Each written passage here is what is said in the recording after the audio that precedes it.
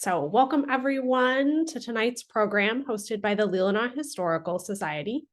If you are not familiar with the Leelanau Historical Society, we're located in Leland, Michigan, in the little pinky finger of Michigan.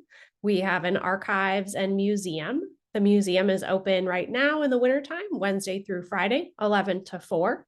And we highlight the history of Leelanau County. We always have a special emphasis on the maritime connections. Being a peninsula, we're surrounded on 3 sides by water. So this program tonight definitely highlights some of those maritime connections. We are solely funded by donations and grants. So if you really enjoy this program tonight, please consider becoming a member of the Leelanau Historical Society or even your local historical society wherever you reside. I know we attracted some people from across the state here today, and especially from our statewide historical society, the Historical Society of Michigan. That's where Bob comes from and is our presenter tonight.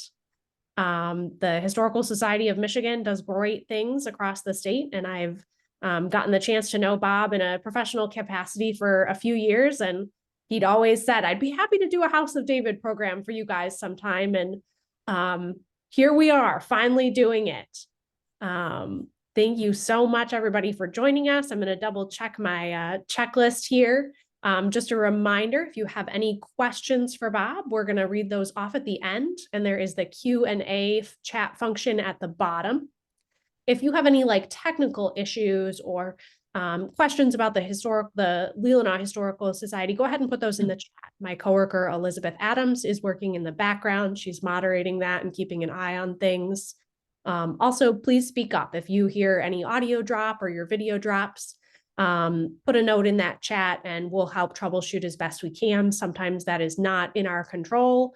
The internet does what it does sometimes, but we'll do our best to troubleshoot that with you. Well, without much further ado, thank you so much for Bob for joining us today. He is the Director of History Programs for the Historical Society of Michigan and has a special interest in the Israelite House of David. Thank you so much, Bob. Well, thanks for having me, Kim. Good evening, everyone. So glad you could join us this evening. And this is going to be a little history of the House of David. I'm certainly no authority on this subject, but a little history of the House of David, and particularly focusing on the shipping companies. That's the one area that I did do some research on a number of years ago, and kind of dug into the story of the House of David and the Great Waters Transportation Company, which was the company that it formed to serve its lumber camps up in northern Lake Michigan.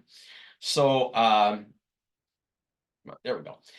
Israelite House of David, founded by Benjamin Franklin Purnell and his wife Mary Purnell. This is Benjamin here, sort of at the height of his I don't know if power is the right term, but they're in Benton Harbor, Michigan, down in southwest Michigan.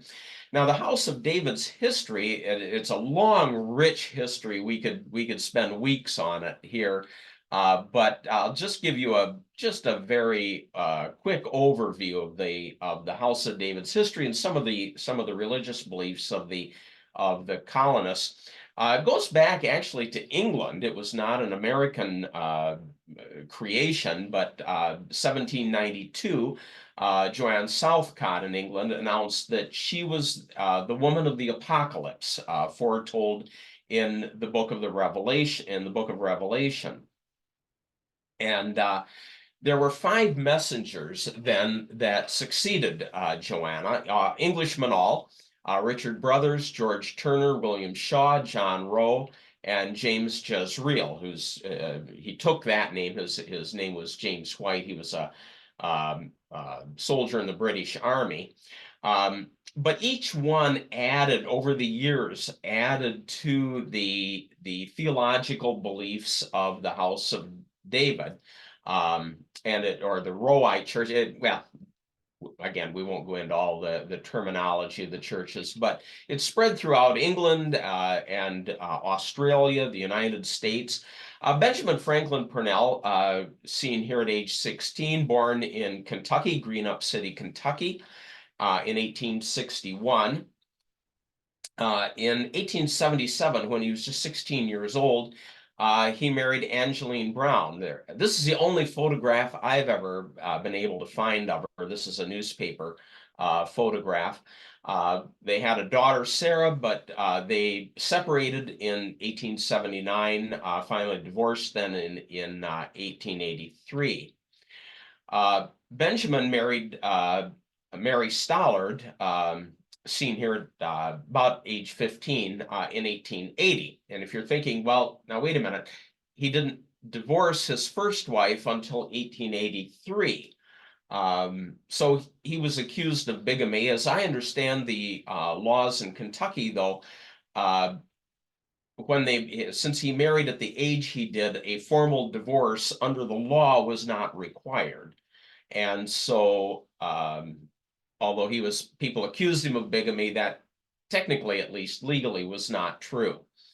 And he made a lot of claims about himself that people derided him for, such as that he was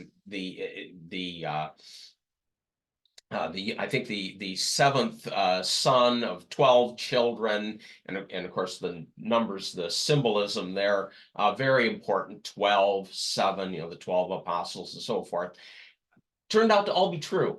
And so again, he was often derided in later life for making all of these claims, and it really was true. Well, he and Mary had two children, Coy, who was born in 1881, and then a daughter, Hetty, who was born in 1877. Well, they joined an organization in Detroit that was founded by Michael Mills. It was called the New and Later House of Israel.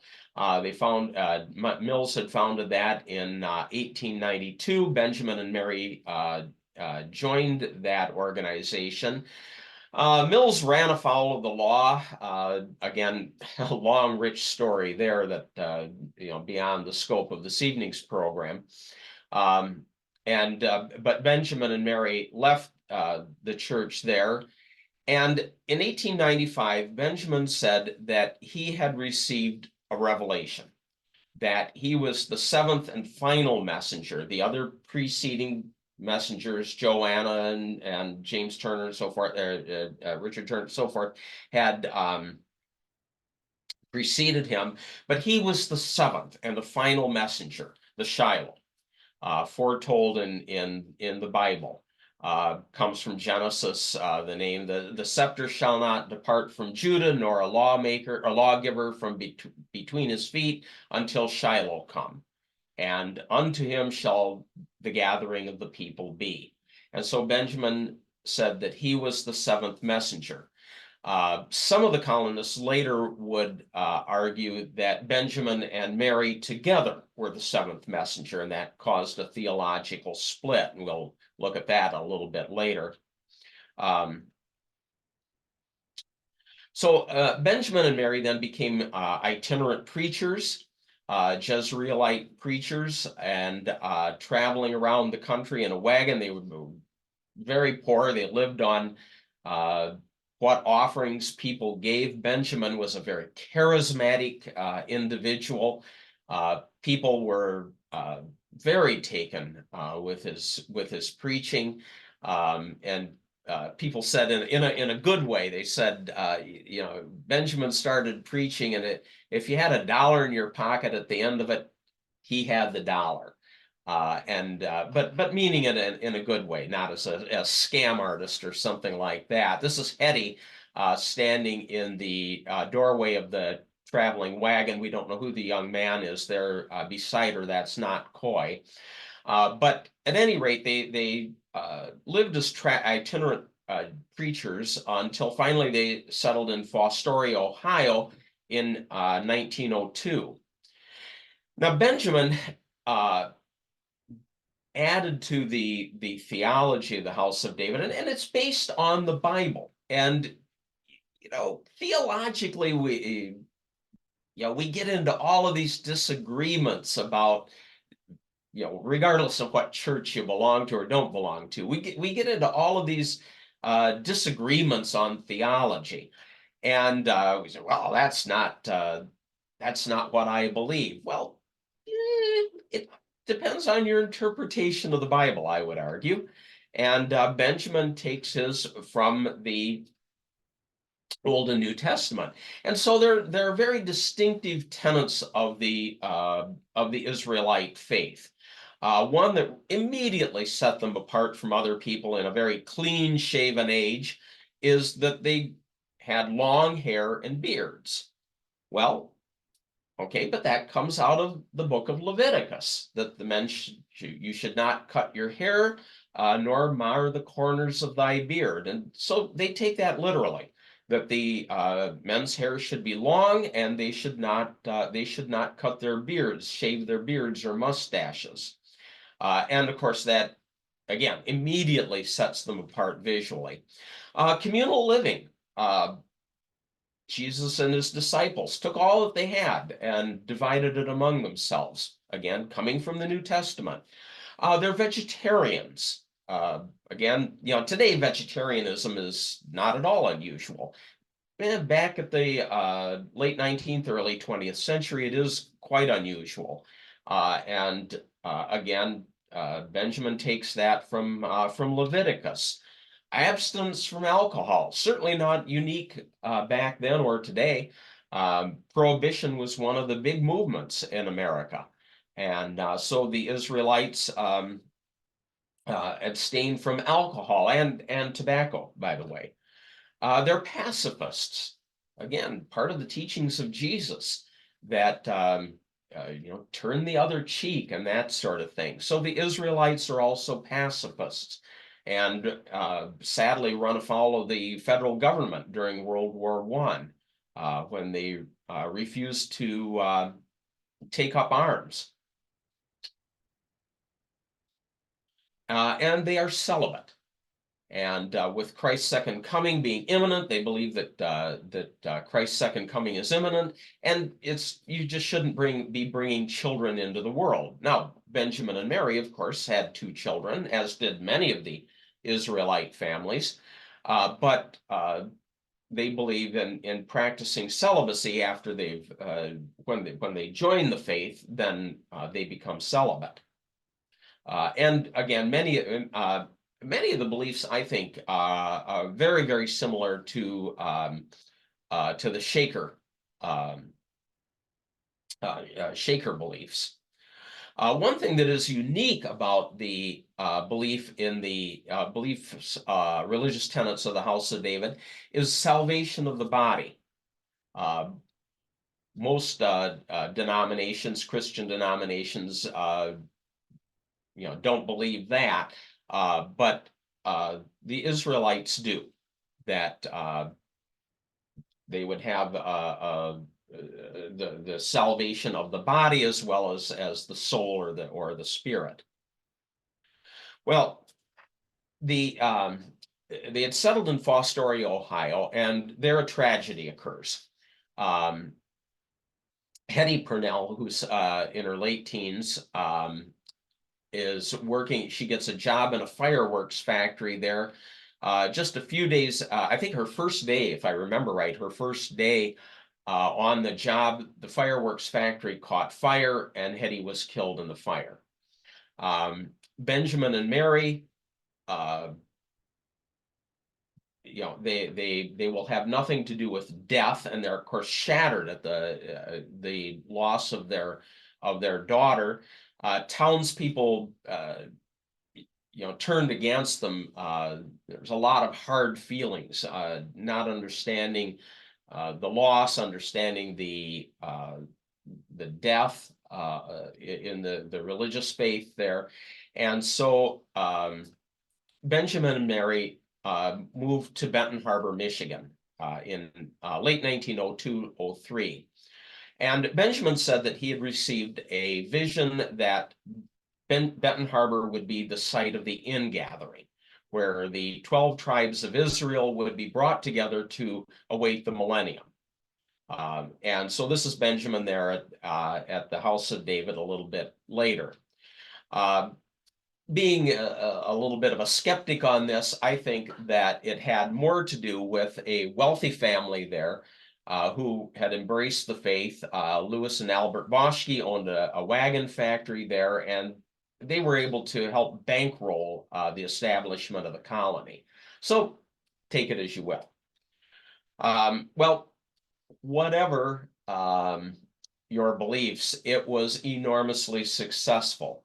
The House of David, when Benjamin and Mary come there, it starts out with 7 members: the Boschkes, Benjamin and Mary, Coy, and they, within a few years, have close to 1,000 members there. And this is Shiloh House, which they built themselves. Very talented architect, very talented builders. And they build Shiloh House there, their administration building and living quarters for the faithful. And it expands so fast. They build 2 other residence halls, Bethlehem and Jerusalem, which you see here. And the center arch there, symbolizing the joining of the 5th and the 6th churches to form the 7th church, the Israelite House of David. They build Diamond House, spectacular building, absolutely beautiful, all concrete. Just these buildings are just works of art.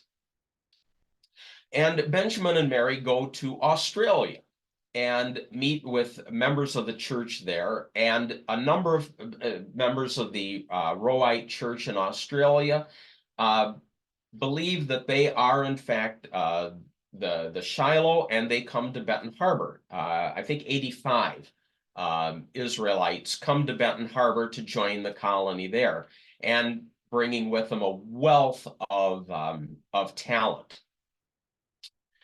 Now, one of the problems with a communal society is that it takes a lot of money.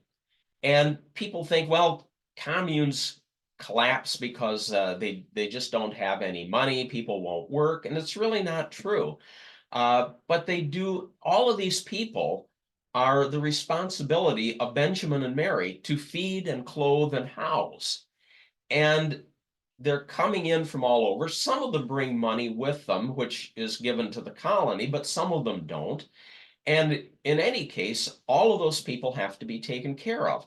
And Benjamin and Mary, they turn out to be geniuses at organization and administration. Benjamin, he would have been a fabulous CEO today. And one of the examples is one of their first business endeavors is an amusement park. And being totally untalented that way, the way I am, people who came onto the colony grounds who are poking around, nosing around, being a nuisance, I would have run them off. Benjamin opens an ice cream stand. You know, they're there anyway. Why not sell them ice cream? And it's brilliant. And people start coming out to the colony, and it's a way to make money to support all of the residents there. They open a miniature railroad. This is really getting in on the beginnings of the whole amusement park, what became things like Disneyland and Disney World and Six Flags and all of that sort of thing. So there's a miniature railroad there. Beautiful, beautiful gardens. And one of the things about the House of David amusement park was it was free admission. Yeah, you had to pay for an ice cream cone. You had to pay to ride the railroad. But you could come out there and you could wander the grounds at leisure, and it was free of charge. And so it attracted a lot of people as well. Benjamin is great at looking at someone and say, you know, here's your talent. I can put you to work at that. Frank Rosetta, talented artist, and he has an art studio. And so there on the grounds, you can come in and you can, you know, wander the grounds, but there's artwork that you can buy, all supporting the colony, all feeding the clothing and housing everybody there. They have a jazz band, they have a musical band. You know, they've got talented musicians, and they set up a jazz band. And by the way, this is when they were touring, they toured around the country, spreading the word and making money. And so they would come onto the stage, and the curtain would be drawn. The band would form up there on the stage with their backs to the audience, and they're playing as the curtain rises. And of course, it's the girls there because they have long hair. And then they swing around, and it's guys in beards and mustaches, and the crowd loved it. It was a great bit of shtick, uh, but they were fabulous musicians as well. Baseball makes it famous. Uh, baseball is really getting going nationally, and the House of David gets in on that. Back at that time, there were factory teams and that sort of thing. And there were in the Benton Harbor area as well. There were factories that sponsored teams. And the House of David players turn out to be really good ball players. Several of them had offers from the majors, and none of them took them. They liked playing with the House of David, but they toured nationally and even internationally. And they were outstanding baseball players. So again, all of this is making money for the colony, and it's also so to support the colony and spreading the word of the faith. They have a ballpark there. This is the House of David ballpark, and you can see all these people in the stands that have come to pay to see the House of David players play ball. And of course, it's a novelty too of men in long hair and beards, but they're also good ball players. You can only take the hair and beard shtick so far without being a good ball player, but these guys were good. Well, one of the things they need, or that they develop, is, and this gets us now into our maritime history, is a logging camp up at Aral, Michigan. Not everybody in the House of David was a fabulous ball player or musician or carpenter or whatever. There were people that Benjamin needed to keep busy. And so they bought logging rights up at Aral, Michigan. And they found the Great Waters Transportation Company. If you're wondering if you're not familiar exactly where it is, you're just up there in Benzie County, just south of the Leelanau Peninsula. And so Benjamin and Mary can put some of these people to work just at logging and making money for the colony that way. And so they form, but of course that means you've got to have something to carry the logs. And they form the Great Waters Transportation Company, and they buy a schooner called the Emily and Eliza. It was a little scow schooner. It had been built in 1874 in Ohio. And one of the advantages with a schooner like this was it could be handled by just a couple of men. It didn't take a large crew to handle a schooner like that. And so they used the Emily and Eliza to haul things like fence posts and so forth down to Benton Harbor, back and forth between Benton Harbor. In September 1910, they overloaded her. And of course, she's kind of an elderly schooner by that time anyway. And she sank there in the harbor. So, and was a total loss. Well, about that time, really the logging ran out sort of at Aral as well. And so Benjamin buys logging rights to 2,500 acres out on High Island. And there was an abandoned sawmill out there. And they got the sawmill, had to be brought back up into working order, and the logging there on High Island. And this is where High Island is. Many of you are probably familiar with it, but just west and a little north of Beaver Island. Part of the island was still owned by Native Americans, and so the Israelites had that 2,500 acres there on the island. And they needed a steamer to handle the carrying passengers, freight, the lumber and so forth, also food supplies and so forth up to High Island. And so they bought the steamer Minnie M.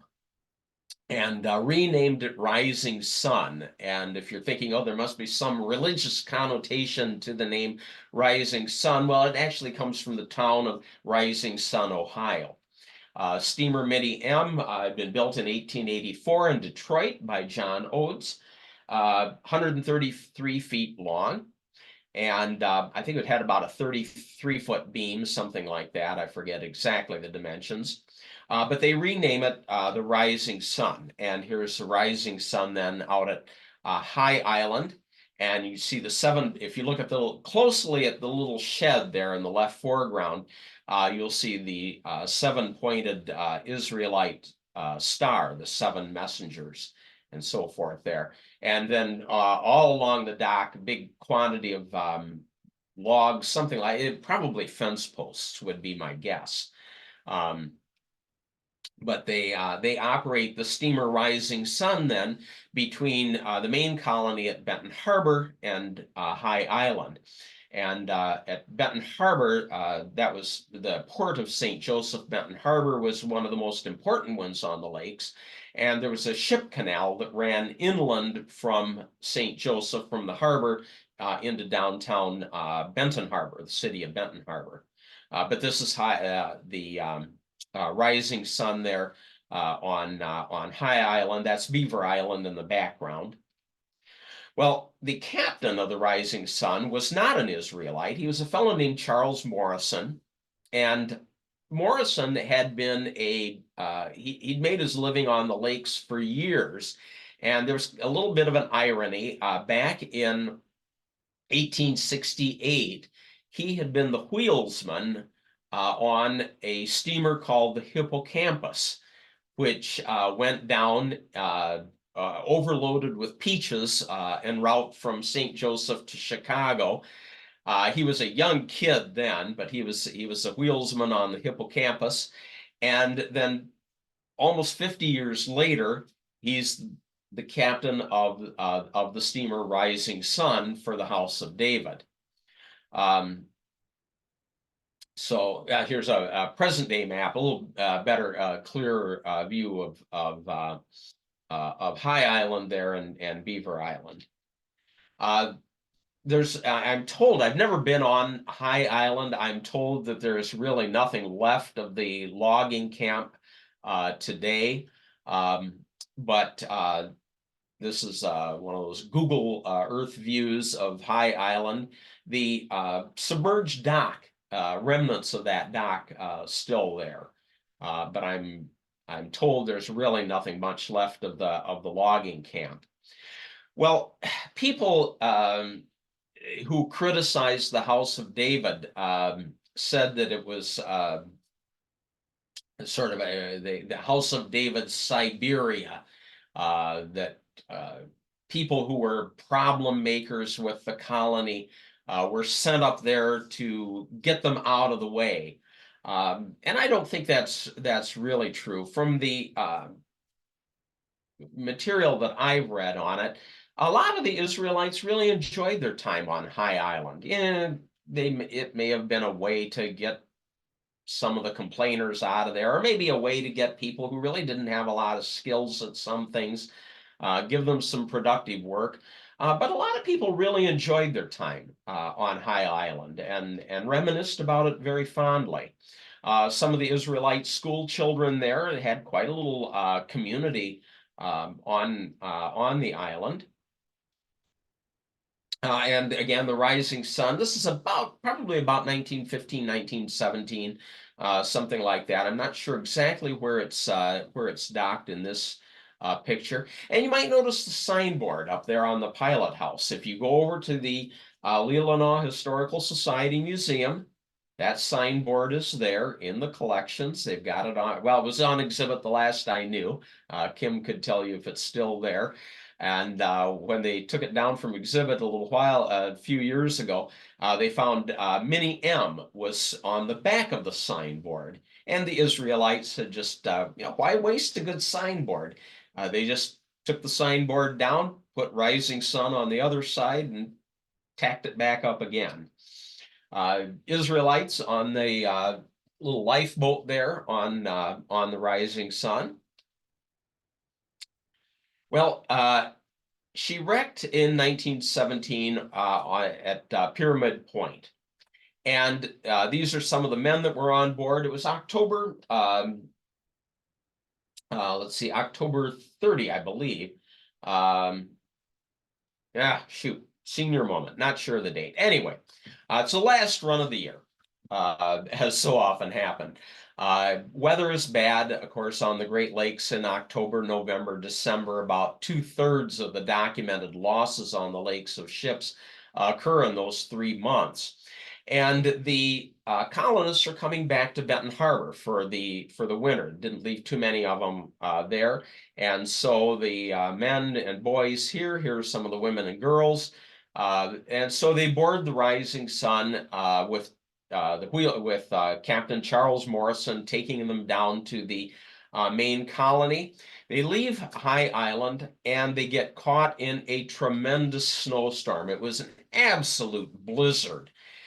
They're trying to come down, skirting the coast, and in the absolute whiteout conditions, the Rising Sun wrecks. Okay, October 29, it was off a day, but it runs aground.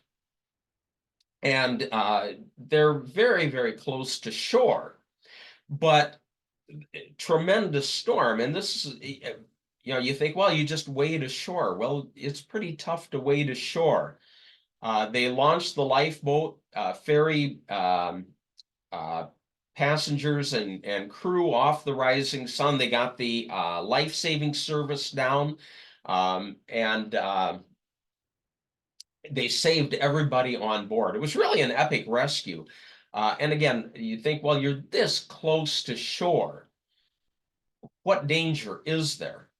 But so many people lost their lives that close to shore. Remember, the water is absolutely freezing, probably just a few degrees above freezing. It's very easy to drown or just be overcome by the cold. In fact, they'd gotten everybody off the boat. One of the strange things, they'd gotten everybody off the steamer, and looking back at it, and this one fellow comes out. He'd slept through the whole thing and woke up in time and said, "Oh my gosh, we got to get him off the Rising Sun," and they did. They rescued him too. Locals put up the survivors in houses nearby and got them warmed up and everything. The Rising Sun, as you can see here, going to pieces off the shore. The cargo and bits of the pilot house or the cabin and everything coming ashore. And there it is on the some of the Israelites there. But again, what could have been a horrible tragedy was really averted by the heroism of the crew and the life-saving service, and then the local people who took them in. Kim and I were just talking before the program about a photograph they found of a house where they think it was one of the houses maybe that locals opened up their hospitality and took the Israelites in and got them a warm place to stay.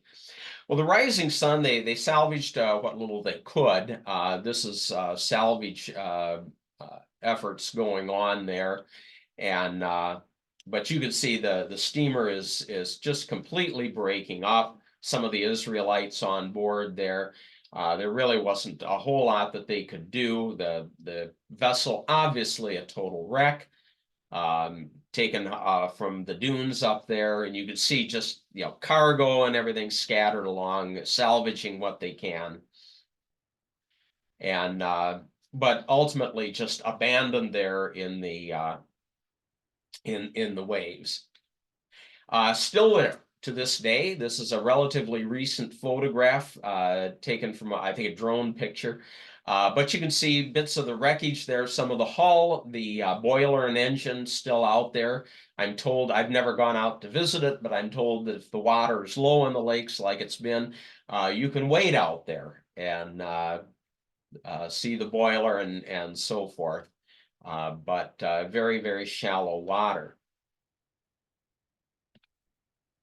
And I guess I got a duplicate photo in there. Come on, there we go. All right. Well, the Rising Sun totally lost. So but the House of David still has its lumber camp on High Island, and so they need to have a vessel to serve that. And the Rising Sun is gone, and so they buy a rather elderly schooner called the Rosabelle. And I say elderly, the Rosabelle she was built in 1863. And so by the time the Israelites buy her, she's getting close to 60 years old. So it's quite an old vessel. It suggests to me that maybe the enterprise there on High Island was sort of petering out.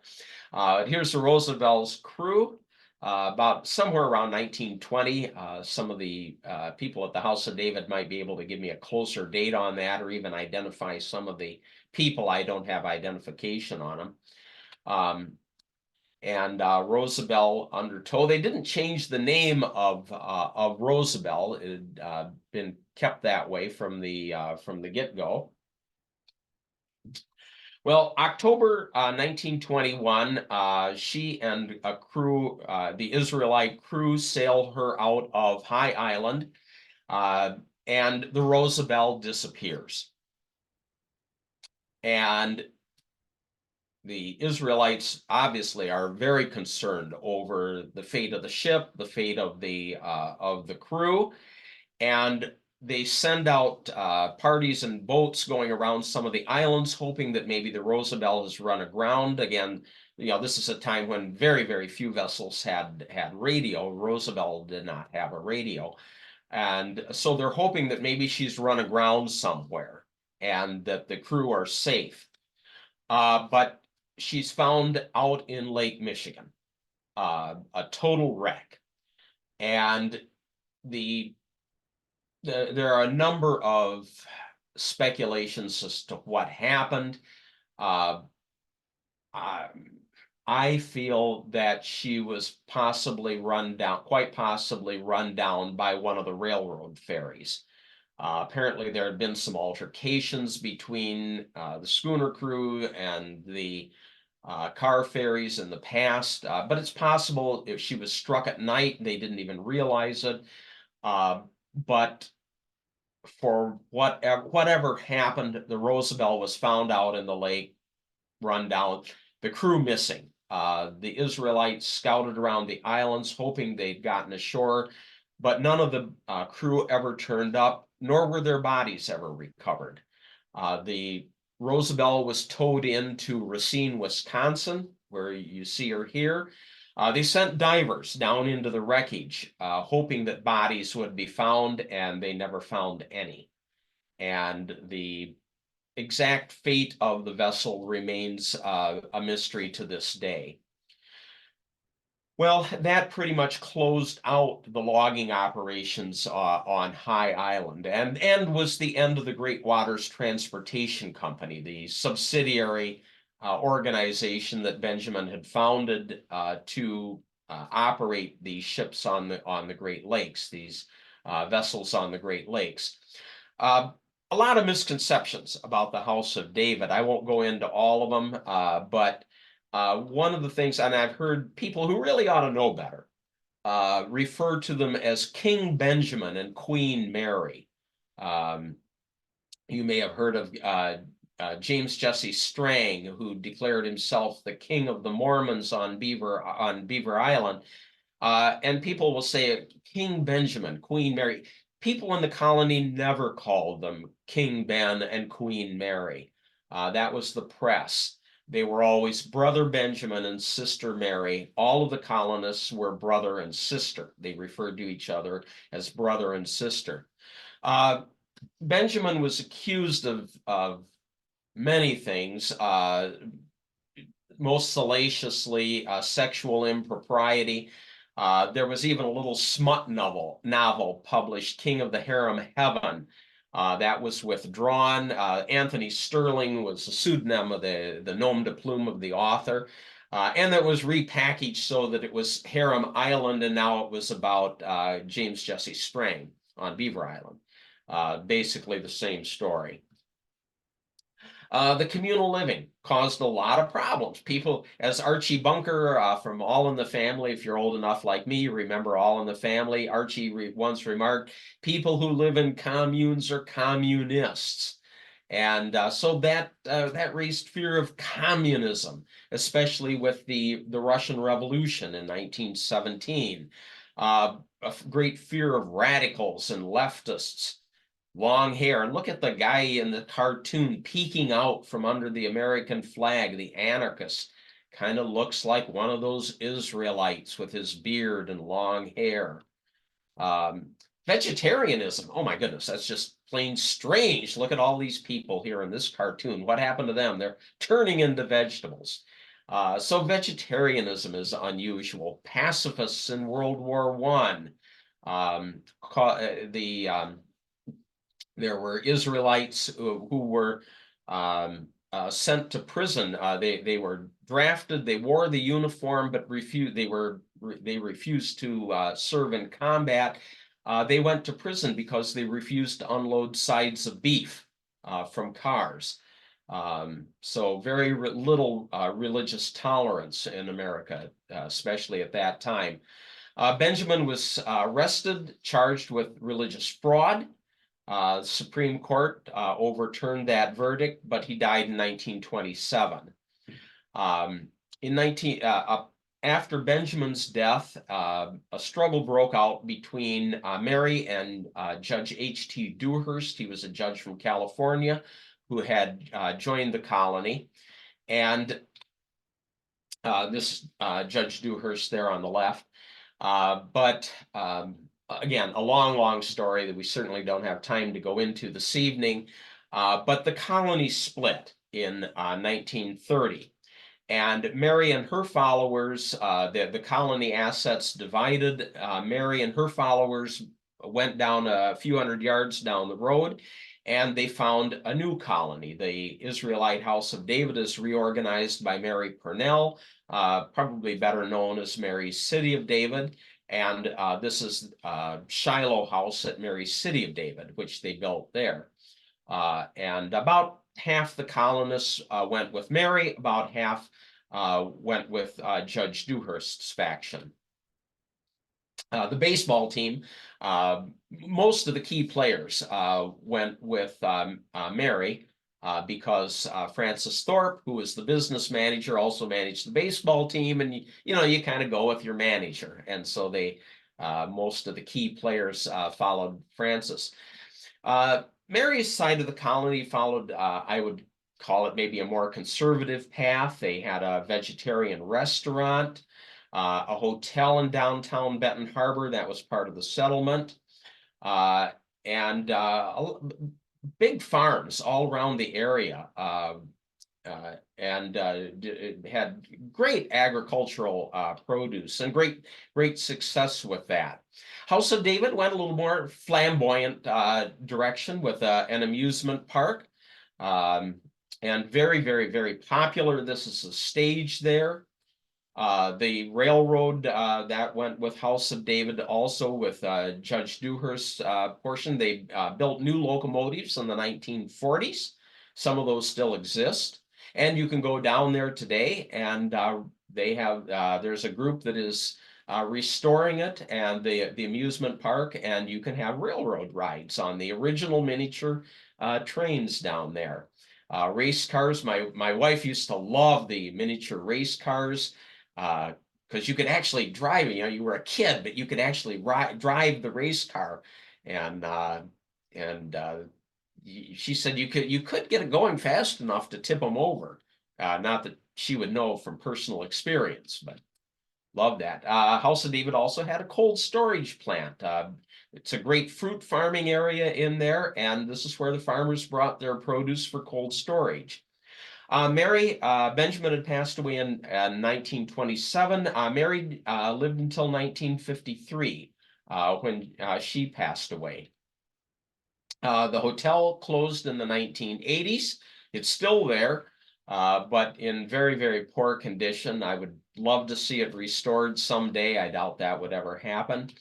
Mary City of David is still there. I'm friends with Ron Taylor, who is the secretary of Mary's City of David, and great guy. I love Ron to pieces. And the House of David also still there today. Shiloh House, it has been beautifully restored. The building is a work of art. It is not typically open to the public, but oh my goodness, if you're down in the Benton Harbor area, it's worth a drive by just to look at it. I'm an architecture lover, and I'm just so delighted to see that building restored. It's an enormous building. You're only seeing a part of it here, the part that's closest to the road. But I had imagined that it was seriously deteriorating, and I had imagined that it would eventually fall to the wrecking ball or something horrible like that. And it has been restored, and I am just thrilled beyond words to see that. It's such a great part of our history. It's on the National Register of Historic Places, and just a delight. So that kind of I'll leave you with that sort of a happy ending to it, with the buildings there restored, and some of the great things that are happening. And I should mention also that our Michigan History Conference next year is going to be in St. Joseph, Benton Harbor, and I'm sure we'll have Brian Carroll, who's the archivist there, is on the planning committee. We're going to be meeting soon, and I'm sure we'll have some House of David content at the conference. So invite everybody listening to come to our conference next year.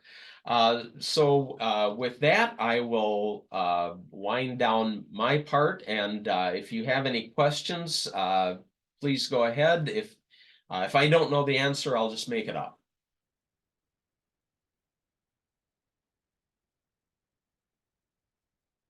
Thank you so much, Bob. That was really interesting. And just a little push for the Historical Society of Michigan conferences. They're fabulous, and you don't need to be a history professional by any means to go to them. Their programs and the sessions they have during that cover a vast amount of Michigan history, and usually something specific about the history in the place that they're visiting. So yeah, please use the Q&A box to put your questions in, and we will start to address them. Okay, who owns and operates Shiloh House at this time? It is actually one of our attendees, Brian Siebart or Brian Carroll could address that, but it is still owned by the House of David, is my understanding. And I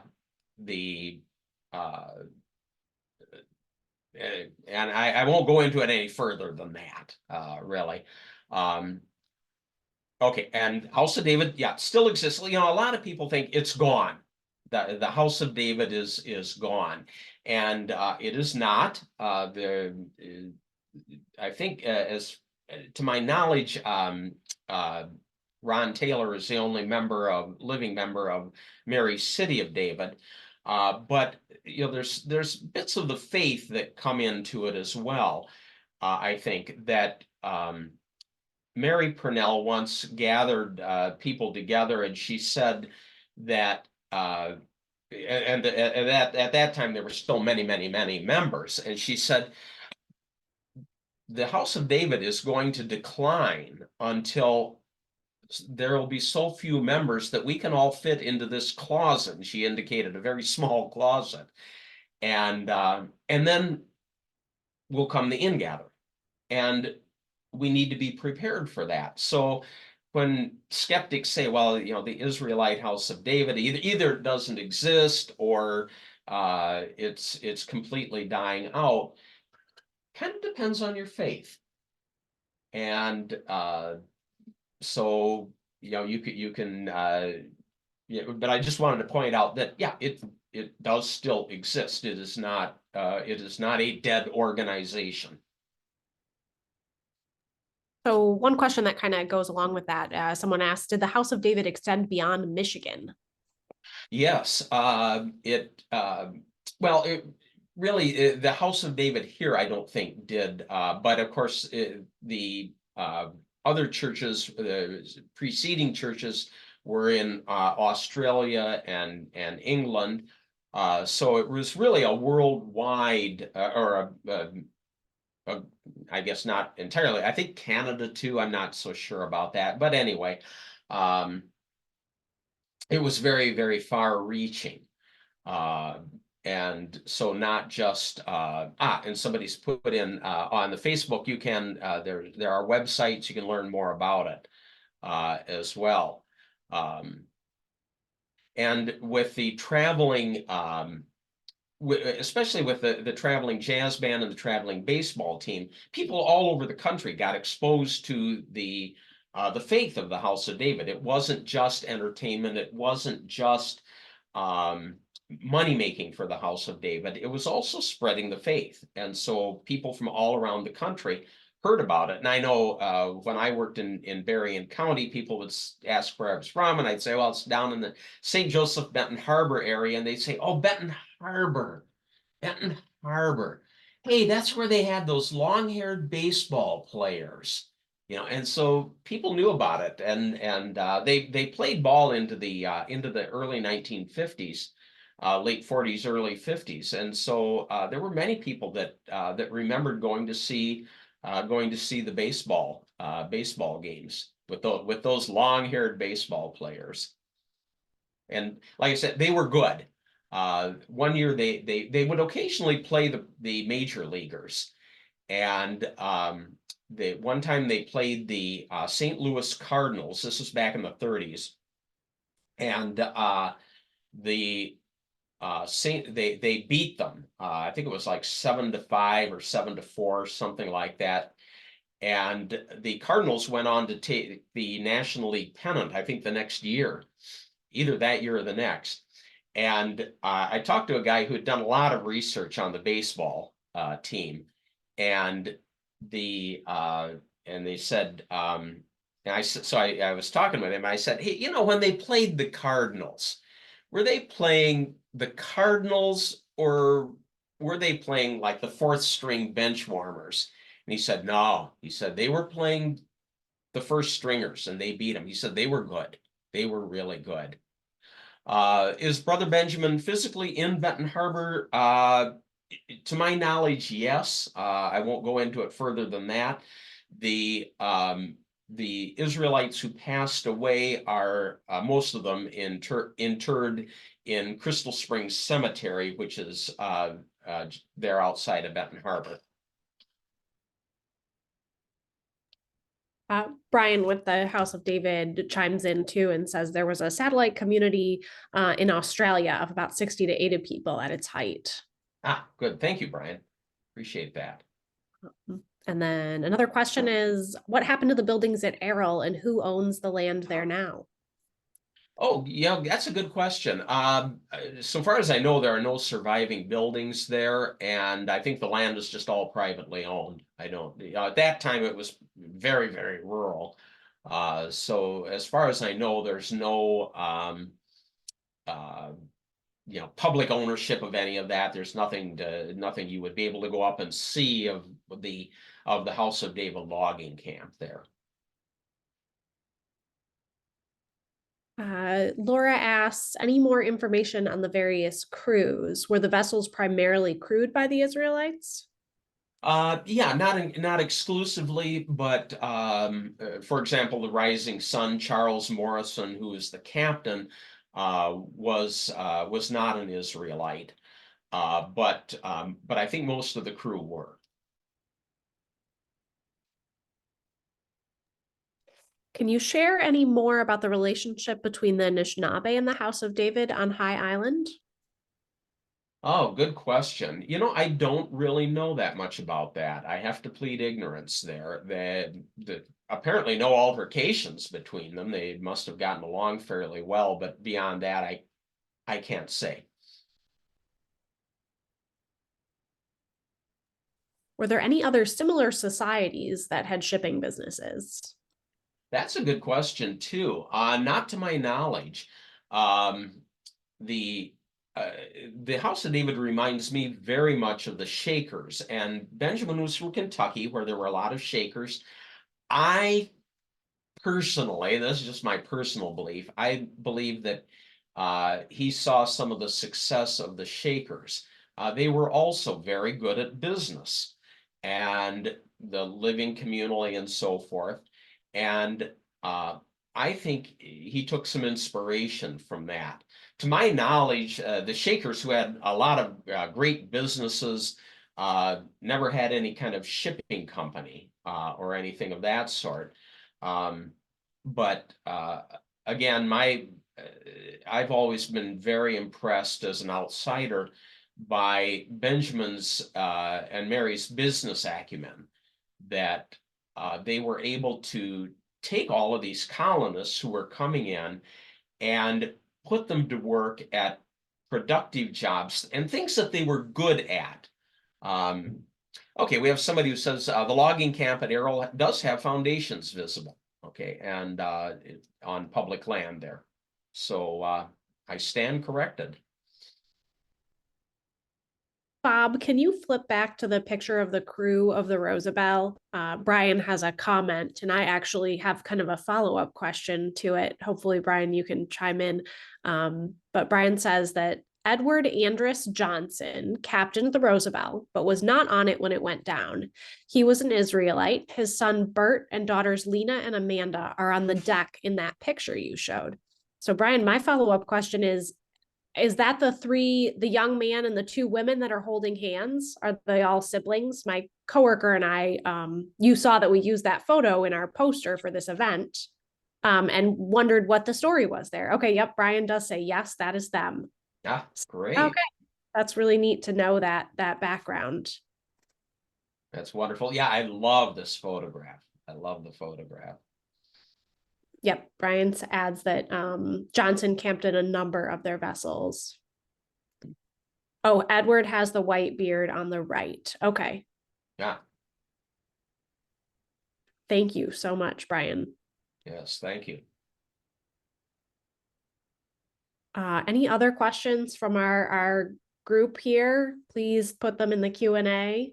And yeah, I wasn't 100% sure about Aral and Sleeping Bear Dunes. I know the park does have some waysides there. I believe that's like the Otter Creek Beach access at the park. There are some waysides that talk about Aral, but I wasn't sure how close it was actually to that beach landing or where the logging occurred. Or Ash Beach, yes, thank you. Ash Beach. Ash Great. Beach. Thank you. Okay, yeah, Peter says right, they're right there.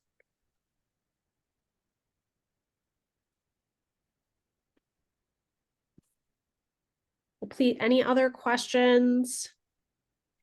Please put them in that Q&A. Otherwise, Bob, this has been really fascinating. Oh, I'm glad you could join us this evening. I should mention too that the Leelanau Historical Society Museum is one of our member organizations, and we have a weekly Zoom program called History Hounds. I'll type it into chat here. And if you go onto our website, you can register for History Hounds. And because the museum there is one of our member organizations, if you're a member of the Leelanau Historical Society, you can attend History Hounds free of charge. Just register on our website, put in Leelanau Historical Society Museum as your member organization, and you can attend all the History Hounds you want to free. And that's just courtesy of their organizational membership with our organization, and just encouraging you to keep your membership in the Leelanau Historical Museum. So you just register for History Hounds on our website. Thank you, Bob. Yeah, and any of our members, please feel free to reach out and ask us about that program. We can direct you to the instructions and that kind of thing. Looks like we do have one more question. The Shakers took in orphans into their communities. Did the Israelite House of David foster orphans as well as a way to grow their numbers? Not that I'm aware of.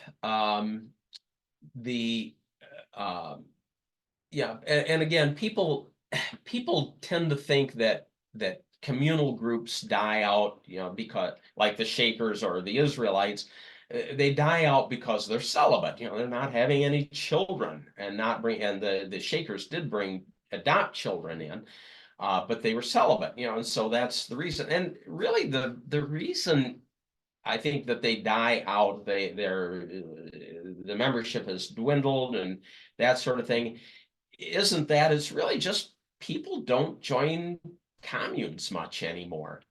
Um, it's just not a thing, and people were much more engaged with kind of all working together for the greater good sort of thing, and that's, I guess, in our individualistic age, that's kind of gone, and so it's not really a fault of the organization or the communal living or the celibacy or anything like that. It's just people don't join the communes anymore. Someone asks, when is the conference scheduled that you mentioned in St. Joe Benton Harbor area? Yeah, conference. You can go to our website. They'll have the dates on there, but it's toward the end of September of this coming year of 2024. And then And we'll be having a full day, something new. Thursday, we've never done a Thursday before, but there is so much with the House of David that we are tentatively planning to devote all of Thursday strictly to the House of David and activities surrounding the House of David. So we're looking forward to that. yeah, that does sound really interesting. We have got one more here. It says, thanks for the comment about the Cardinals versus the House. It was in 1933 and 8 Cardinals players were eventually elected to the Hall of Fame. So you were correct. That would have been a tough team to beat. I never knew that as a Cards fan. Yeah, the House of David players were good. Doc Talley, John Tucker, George Anderson. There were several of them that had offers from the majors, and they liked playing with the House of David, and they stayed with it all their playing career. But they were good. Somebody else asked, did a lot of people join during the Depression? Some, yeah, and some people joined. Yeah. Well, the Shakers had what they called winter Shakers, and they would join the Shaker colonies in the fall, and then they would leave in the spring, and and some people left the House of David because they, well, a million reasons, but not getting disenchanted with the leadership or disenchanted with the giving everything to the colony, working only for the colony. But many people lived there their whole lives, and I don't know that there really was much of an uptick in the Depression. I may be wrong on that, but that's not my sense. The colony had peaked in the years previously.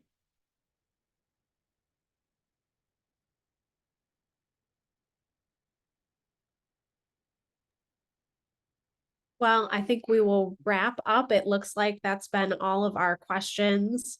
Thank you, everyone who joined us tonight. This generated a lot of interest, and I'm glad I know a little bit more about the history of the maritime pursuits of the House of David, especially those Leelanau connections.